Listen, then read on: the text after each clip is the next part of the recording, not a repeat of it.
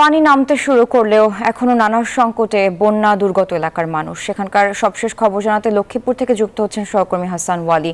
ওয়ালি, বানভাসী মানুষের কি অবস্থা দেখছেন এবং তারা ঠিকভাবে ত্রাণ সহায়তা পাচ্ছে কিনা আমাদের জানাবেন।